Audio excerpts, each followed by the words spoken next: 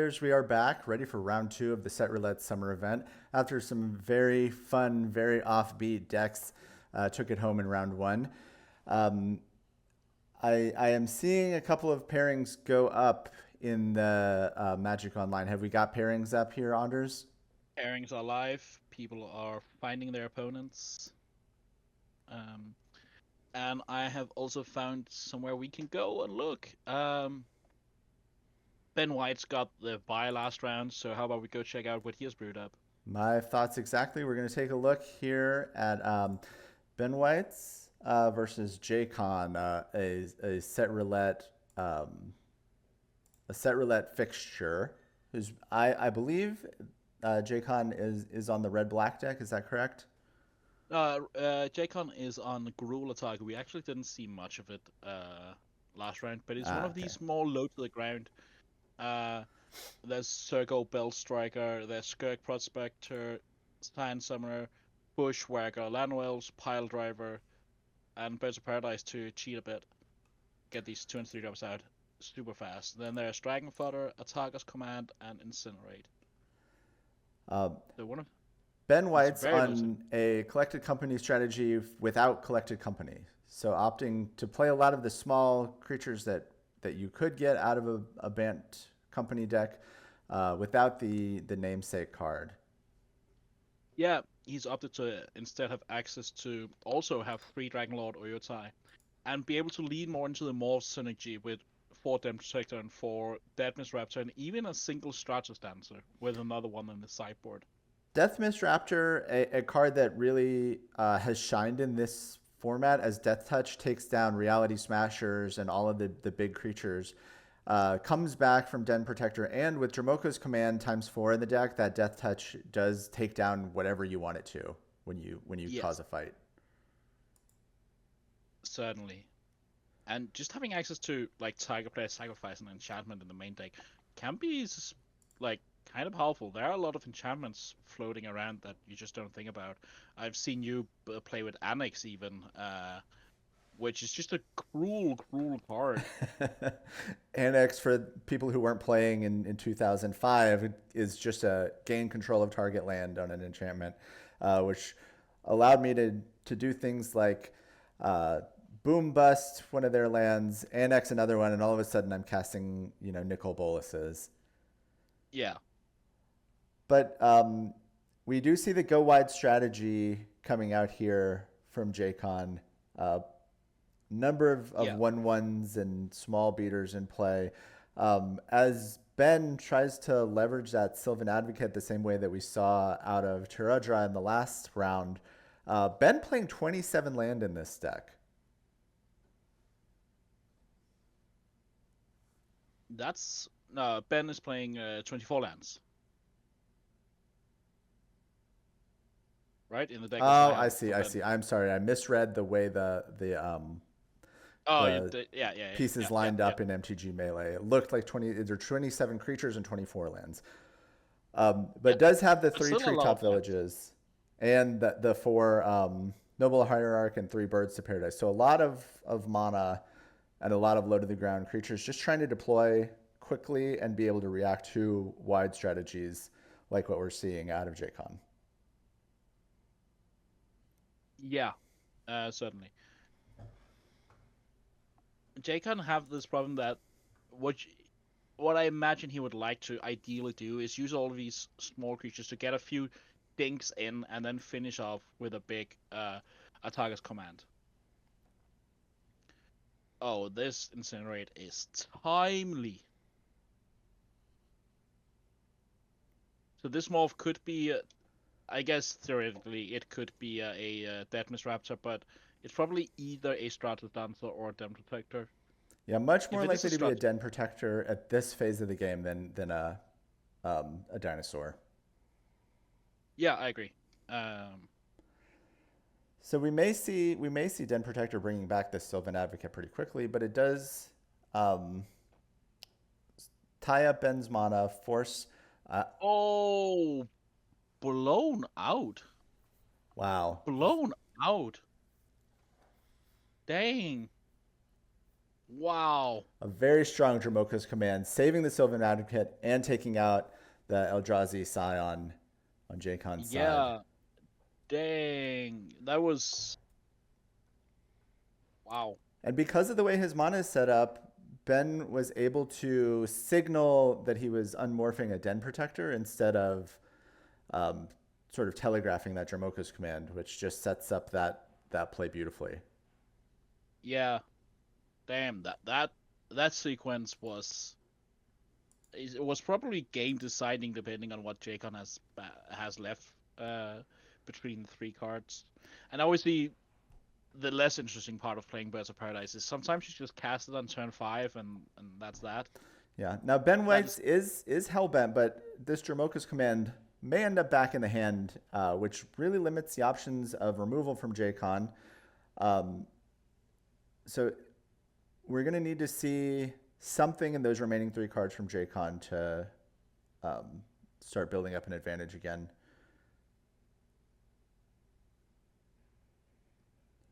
let me Redeemer, in see. answer to a lot of the sweepers in the format, but not big enough to overcome the size of the Sylvan Advocate that's kind of holding back the team on the other side of the board. Oh, and this still an advocate is bound to get even bigger. Like, so what can happen here next turn? Realistically, Ben either draws a spell or a land. A spell can be like some of them are not that impactful, but likely it's going to be a card that does something. Or he draws a land and his Sylvan Advocate gets massive. So like Ben has basically only good draws.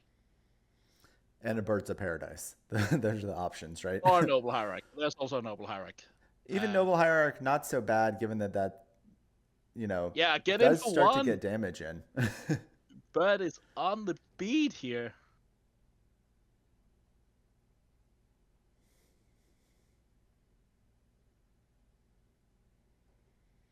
So, what kind of cards are we looking to see out of the Gorilla Tarka deck to kind of change this situation and make it a little bit better for Jaycon? Um, Taking a look at the deck list here, we do see some go wide cards like Atarka's Command. Um, you yeah. know, removal looking awkward given that this Jamoka's Command could come back at any moment. It's, Yeah, it's either Automorph is a strategy answer. It's either a Stratus Dance or a Jamoka's Command. Neither one makes Incinerate look particularly good. Not really. And I think like Ben is still happy about his draws because like he's drawn some of the worst cards he could Mm-hmm. in Noble Hierarch. But that just means he's getting in for damage with his Birds of Paradise. You know, Jaycon's deck here is really well positioned against some of the black-red decks that we're seeing that have, a lot of 2-for-1s, but a lot of just kind of somewhat expensive removal spells that don't line up particularly well against Dragon Fodders. But has run into a deck Oh, here that is a this little is a low to the good ground. sequence you might want. And I think this is just is this right click attack with all? Yep. So while we were looking at the deck list there, we did see a reckless bushwhacker come down, which puts a significant amount of power on this board in particular. Yeah. And Ben has to like Ben is I imagine Ben is going to line up his block assuming that the last card in Jacon's hand is Isn't an Atarka's attacker's command? command. It was not. It was Incinerate.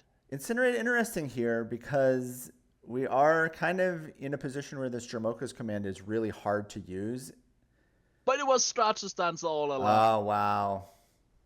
And the patience on that Stratus stance are paying off there, as it could have represented a 4-power threat in the air, but instead been taking his time, recognizing that this Stratus Dancer is going to be good at some point, and there's no need to get too aggressive with it.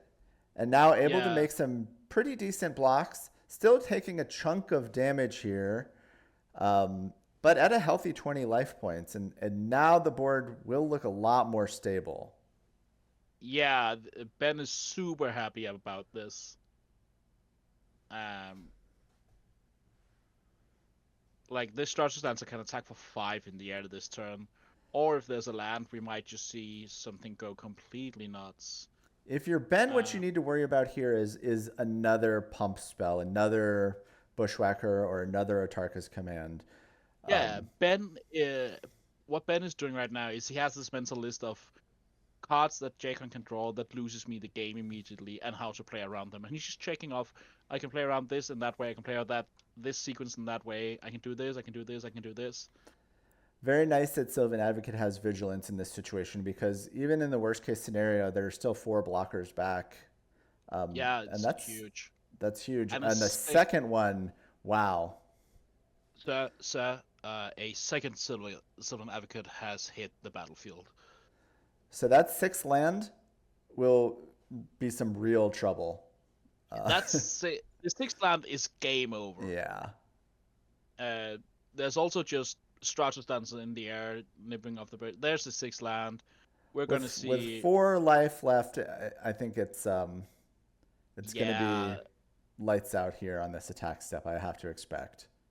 yeah, and Sergo is a coward and can't truly block, and yeah, it's Well, let's take a look at some of these decks here. We'll look at the Gruul Atarka deck first to see what we might expect out of the sideboard. Seeing one of my favorite cards in the format, Dwarven Blastminer, not necessarily what you want in this matchup. I think you actually kind of do. I think what I would do if I was Jacon is try and go more grindy because you can't go lower to the ground. Ben's creatures are just bigger, so you need to find another way to win. Right. And I think just blast mining everything isn't too bad here. And then there's the 3 rows. You have treetop villages of your own you can board in. There's definitely like this sideboard is set up to try and play a more prolonged game and try and go that way. And I think I would like to see Jacon try that approach. Also because Ben's mana base is greedy. He's playing 3 colors and has a lot of mana requirements. Blast Miner can keep Sylvan Advocate small as well. I think I want to see Blast Miner here.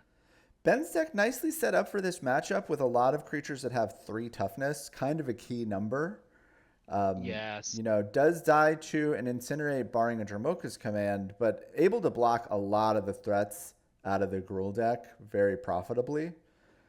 Yeah. Ben has Wall of Reference in his sideboard, which is just like he's already good against this low to the ground deck. Yeah, we see 4 Flash Freeze, 2 Wall of Resurgence, 2 Stun Lands. Really kind of can pick exactly what configuration he wants out of his deck here. And I have to think that the Bant deck is a little bit favored in this matchup just based on Gruul kind of trying to position itself to maybe beat some of the slower Eldrazi style decks. And this deck just comes down low enough to the ground to not get completely run over by a go wide strategy. That being said, if we see a deck draw out of this Gruul deck that has a lot of Bushwhackers or a lot of Atarka's commands, you can still see some really explosive starts out of these go wide decks. Yeah. So Jacon has to decide, does he want to lean even harder into trying to go wide? He can't really do that out of the sideboard. In that case, he's just submitting the same 60 as he started with. And having lost game 1, just whether it's right or wrong, after losing game 1, then having the guts to just say, my initial 60 is the best setup I have for this matchup. That is some mental fortitude you need there to do that. So I imagine he will have he has tried to identify how can I switch this up, what can I change, and the way his sideboard is set up is he can go slower and try and play a more grindy game. So I wonder if that is what he wants to do. Yeah, the options are a little bit limited. It's either slow down or just try and hit these insane draws. And the Bant deck very much was on the radar as well, but a lot of people not bringing it into the practice rooms, maybe because it's so obvious. People kind of like to play with unexpected and fun stuff. So I don't know how many reps Jacon will have against this Bant deck. That depends if he has a testing group where they had it in the gauntlet, and because I should say it doesn't really build itself, but it's kind of obvious that there is a version of a noble hierarch band, low to the ground creatures that scale well with the game, like what we're seeing Ben bringing here. Yeah, what I would say is there are Obvious probably has to 5 or 6 ways to build a Bant deck. You can play Eldrazi's in it. You can go for more of a Sackland style build with something like a Weathered Wayfarer to yeah. generate value. Or you can opt for what Ben has here and just say, I want to cast a Dragon Lord Ojutai as well as a Reflector Mage. And Yeah. the best way to fill that package out is to just have some of these good green cards go alongside it. Speak of the devil, we see Dragon Lord Oyotai. Also, we saw an indication on what Jake has decided. He's at least boarded in Roast. Mm-hmm. Um, and I imagine that means that he has decided a slightly slower approach. Yeah. Roast not at its best in this matchup where you're trading probably a 2 mana removal spell for a 3 mana creature instead of a 4 or 5 mana creature, which is really what Yeah. you're hoping to do with Roast. And notably, doesn't do a whole lot against a Dragon Lord Ojutai, but you take what you can get sometimes in these matchups. This is interesting. An aggressive attack here. I Should we wonder expect to what. see an Atarka's Command? Or Yeah, I mean, perhaps yes. I'm not sure what else we could really expect that would make this attack profitable. There's no giant growth style effect Nope. that I'm seeing here. Although reckless brutality or the plane shifted, color shifted one from Planar Chaos is available in the format. Yeah, Brute Force? Brute Force. Yeah. There we are. Yeah. Okay. Ataga's command. 3 to the face, pump my boys, and And Ben down to 7 life, so a couple of burn spells away yeah, from finishing this game. I mean, yeah, definitely something could happen here. Jake Hunt definitely has a plan. This was not just a mindless right-click attack with all. There's Mm. definitely an idea of how does this game play out? How do I get Ben to 0 before all these big creatures from the other side of the board? Oh, but that's Wall got to put a wrench in Reverend, whatever plan Jaycon had because Wall of yeah, Reverence going to Bane 6. quickly make up for that last attack. Yeah, I think that's lights out. I don't think Jake Hunt is coming back from that. Yeah, it's hard to see a path. It really is. I mean, 6 Yeah, toughness. Jake is just like, well, GG's. That was fun. See you never again.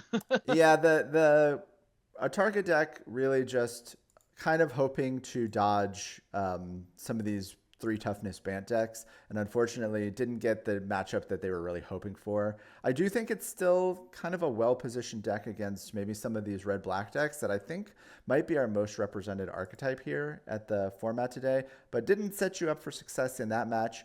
So we're gonna look around and try and find something else to jump into here. Is anything standing out to you, Anders? I was thinking maybe we want to take another look at the Absent Byron deck from Teratra, and then the Great Totman is on the black red style deck. We're Yep. gonna see a lot of Grindfest here. And I'm already excited to join this match and see a Teneb the Harvester in play. Oh yes, here be dragons. Here be dragons. um, so So, this does reanimate upon contact. yes, it does. And six power, 6 toughness, black creature, multicolored. This is a recipe for a creature that's really hard to kill. Yeah. There's not anything you can do. It's just there. There's Yeah, path, but out of black and red, there's I think that the only way to deal with it out of the black red deck might be to foul tongue invocation on a clear board. yeah, That might yeah, be the what you're hoping to do. Teneb very strong in this particular matchup. yeah. And what's Totman gonna do here? Block? Certainly not I mean, excited if that's what the play is, right? yeah.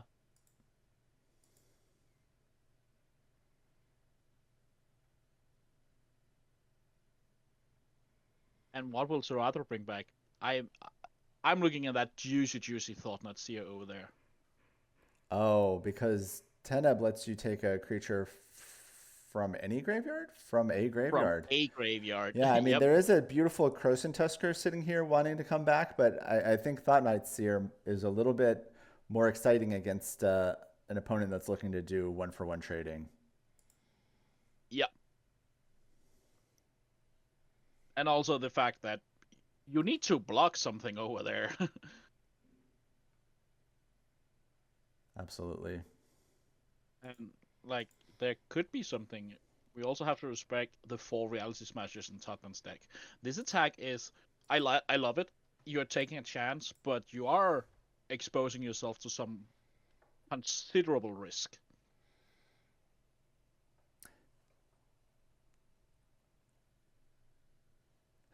Of course, we know Terradra packing 8 removal spells in the main deck, so likely some kind of a security blanket in his hand at the moment. There is, but if it chooses to bring something back, that's 3 mana gone, and then there's only Path to Exile left. And on top of that, Thunderbreak makes that less profitable, although we do see it jump in front here, which takes the pressure off immensely for Terradra. Yeah, Um, and that can inform his Notably, next decision to cast Trade of Geth.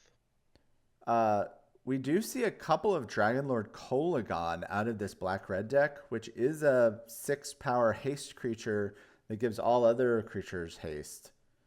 Uh, Yes, that yes, yes. Possibly not good enough in this exact position, Well, but it's pretty good still. yeah. I mean, it kind of works. It has the keyword big. That's also a thing. And there it is. And we see it here. I mean, So now we have a profitable attack, right? yeah. There's this attack. And the other line of text on Dragonlord Kolagon is that you can't play cards out of your graveyard or cards that are already in your graveyard with the same name, right? You Or you can't can, have. but it costs you 10 life, and Yeah. Terradra not currently in a position to pay 10 life for anything. What could go wrong here is Taradra missing that line of text, and absent-mindedly. Well, there's no creature. Well, absent-mindedly cast like a Croton Tusker or Ooh, a. a strong Celestial Purge coming out here. Yeah, that's it. And That is the game. yeah, I mean, that's 9 damage any way you slice it. Yep. So the Abzan deck continuing to grind away with an unlikely hero in Teneb the Harvester, not well positioned in any format in Magic's history throughout the entirety of time, but today in Set Roulette has a chance to shine just by virtue of dodging so many of the removal spells in the format. Yeah, and also this dynamic of white not being a very played color, at least not in reactive decks. The reactive decks want to play black because they get access to Kalitas that sort of stops all the grayish shenanigans that grind you out. And they want to play both white and black. You're starting to ask questions your mana might not be able to answer, and so a lot of the reactive decks are like we see from Theater, basically the rock. So our players have made some really quick sideboarding decisions. So if that was game one, then they decided to probably just run it back without making a lot of major changes. Or maybe we're going into game three here and they've already made their sideboarding Yeah, decisions. we did go to game three. We Okay, saw great. a Celestial Purge out of Teratra, Oh which is a yes, sideboard yes. card, Unlikely and that also Celestial Purge is in the main deck. yeah. um, the Teratra did lose game one and then handed it back to Todd on the second game, and now we see game three in its entirety. So And very Todd has kept 7 cards, and Teratra is mulling his over. Well, not mulling yet, but he is. He's considering. considering the decision, right? Yeah. Also, a shout out to Teratra keeping a tradition alive by running the 61 card special. Magic as Garfield intended. Yeah. Absolutely. while our players are making mulligan decisions, we saw that Celestial Purge. I believe that there's a Pithing Needle as well, or am I getting that mixed up with the previous match? In a Terratra sideboard, yes, there is a Pithing Needle. Uh, there are actually two Pithing Needles.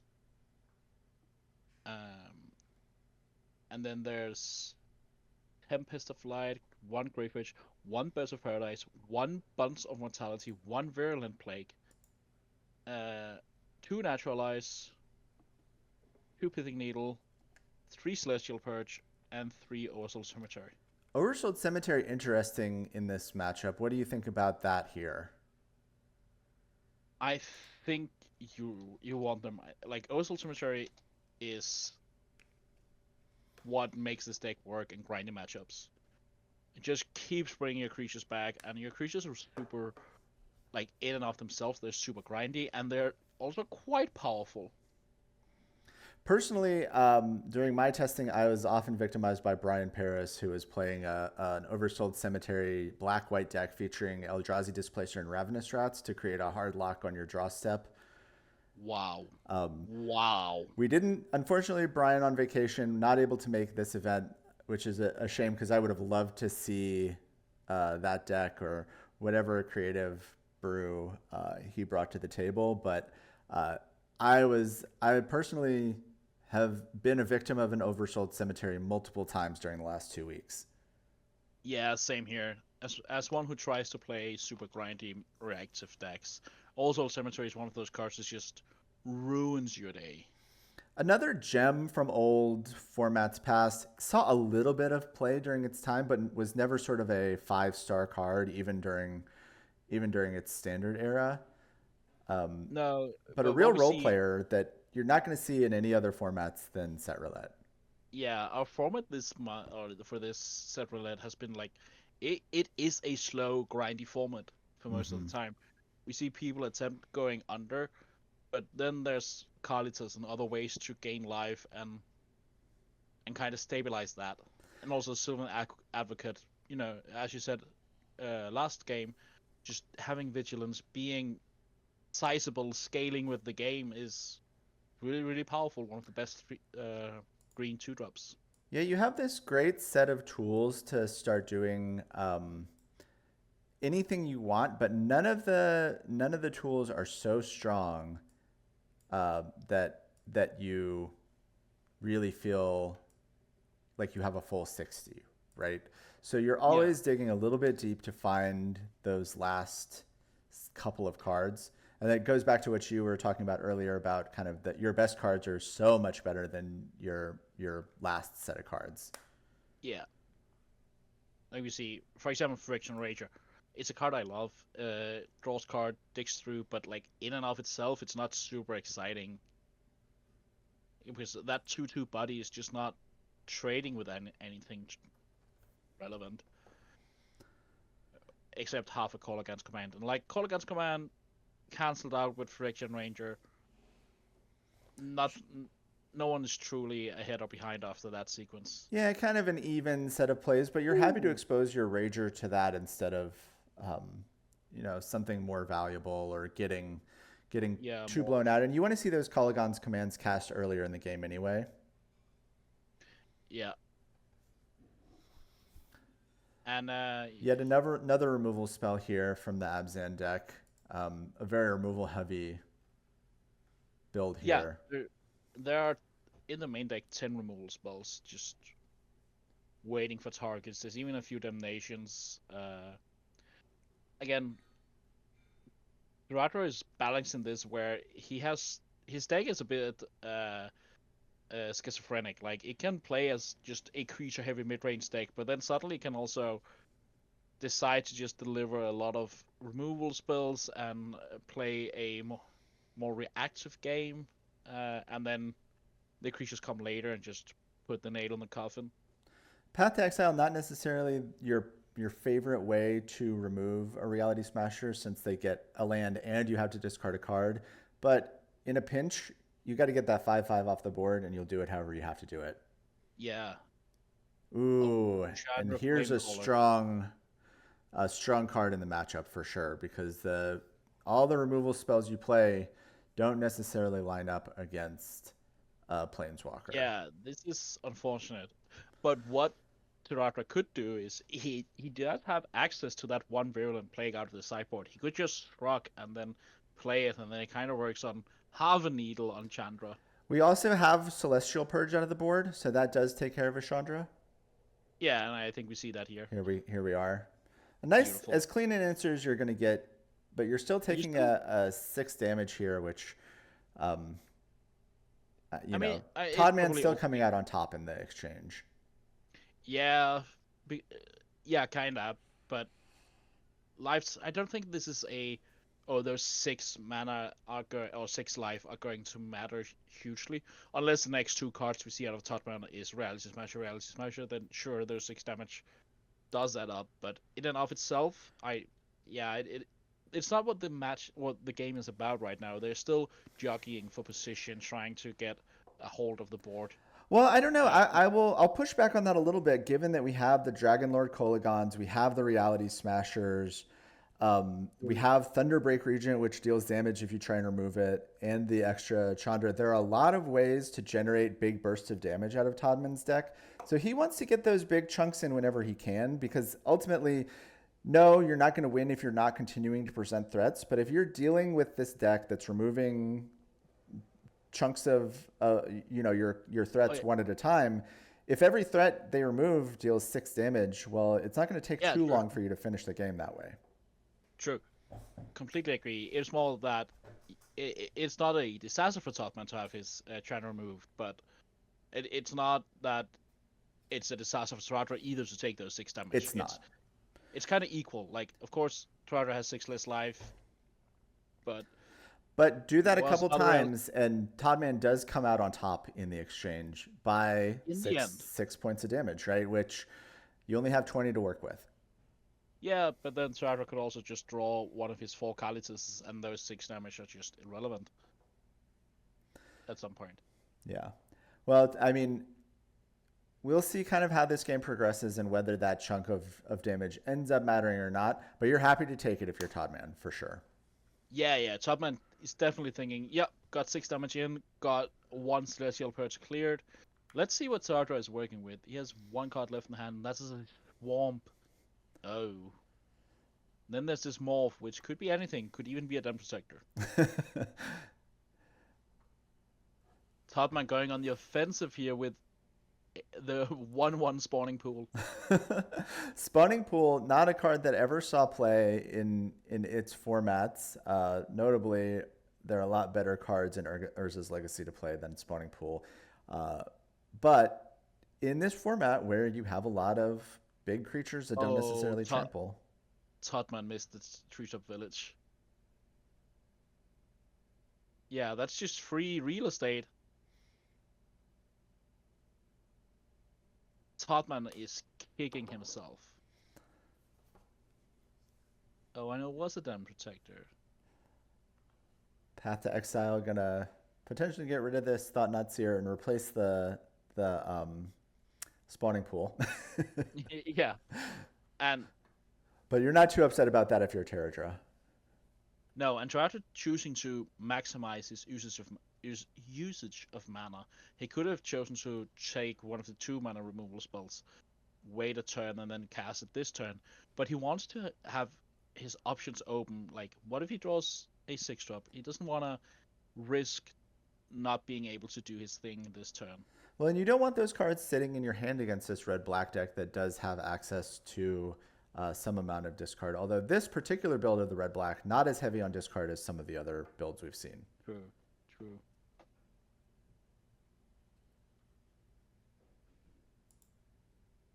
Yeah, what do we have? We actually have no true discard spells except the Thought Nutsier out of this red-black deck. Kozilek's return. Cleaning up. And a Thunderbreak Regent. So with Terradra at 10, Terra comes out, costs 1 mana off of the Caves of Kolios, and pops him down to 7. That's another 4 damage. And now, as you were talking about, we see Tiratra, he's still okay. Like he's at 7. It's not a disaster, but he would love to find something that can either shut the door on Todd or start to gain him a little bit of life. Yeah, It's not both comfortable. both players sitting at 2 cards. Terraja does have the Treetop Village in hand, and boy, this Bailiff Null looks pretty good That here. comes in clutch. Bringing back a Den Protector and maybe a Crozen Tusker. Yeah, we see here. Tiratra did not come to play around. Bailiff Null, That another is, card. I don't, correct me if I'm wrong, Anders. I don't think this card saw a lot of play during its time, but I've seen it in multiple decks over the course of the last 2 weeks.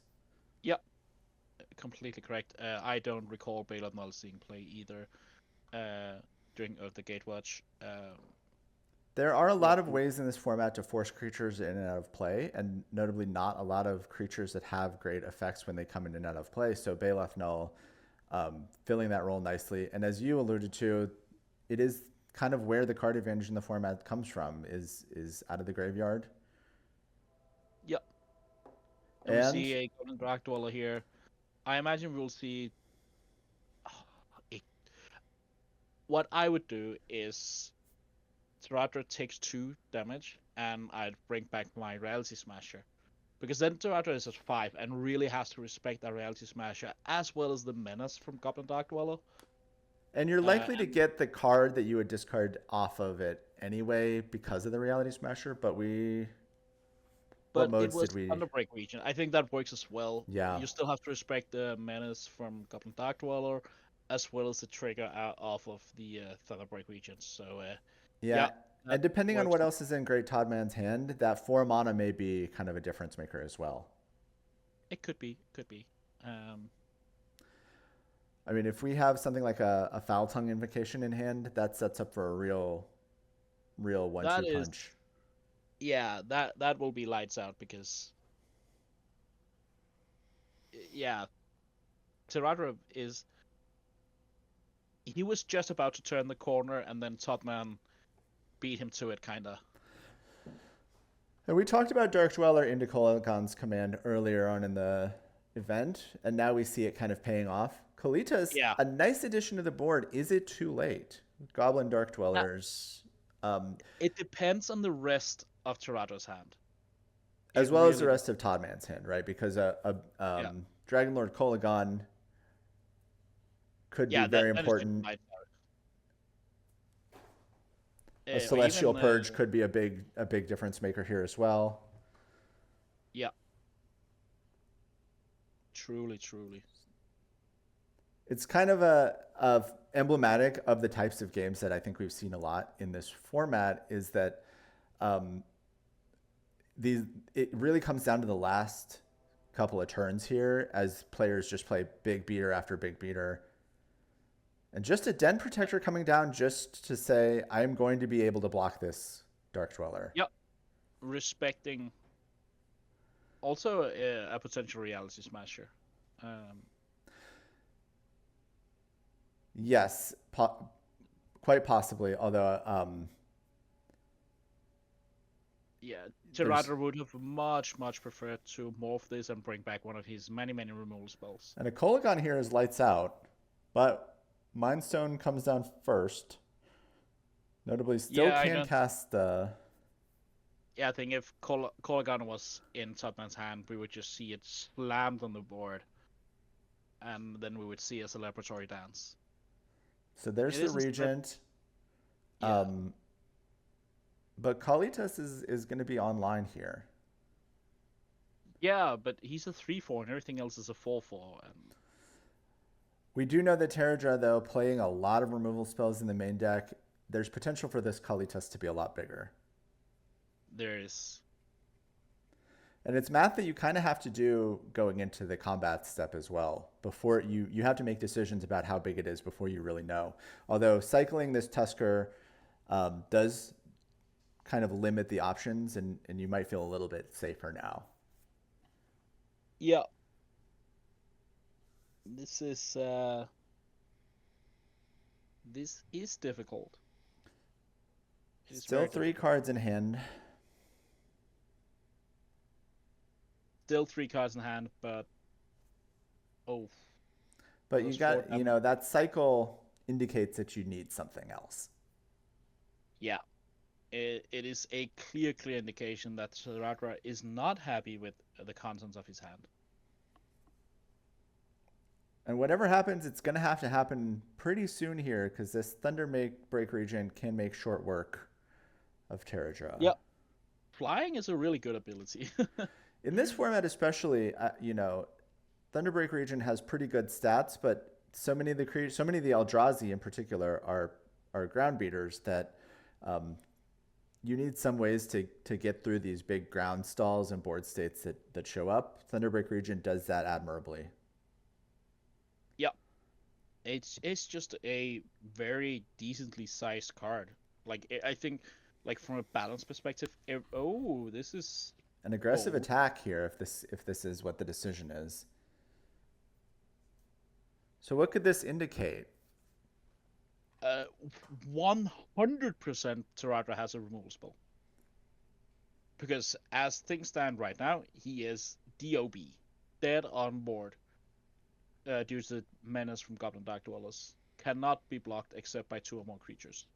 The question for me is, what is the removal spell in question? Are we looking at a path? Path not really good enough here. No. So it's got to If be we're like a looking last at, grasp. yeah, either Or it's Damnation, even better. wow. So with Kalitas in play, correct me if I'm wrong, we're going to see a couple of zombies. We're gonna see a couple of zombies. And a treetop village still ready to attack, and that is a lethal threat. So the tables have kind of turned here, but we only need one. Well, no, because we have some life gain that happened after that attack as well. So yeah, Taratra is beautifully positioned here. and we see maybe Taradra has finally turned the corner and stabilized this game. We'll have to see what Toddman has in store. Well, potentially Todman has Reality Smasher plus Incinerate.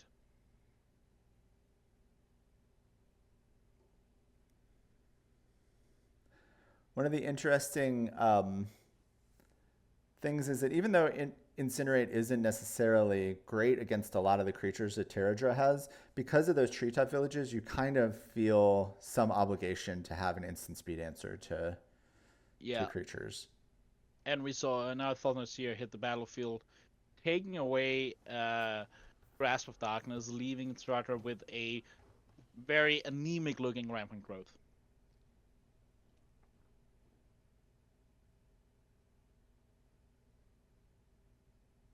Ooh, a strong draw. I wonder what this is.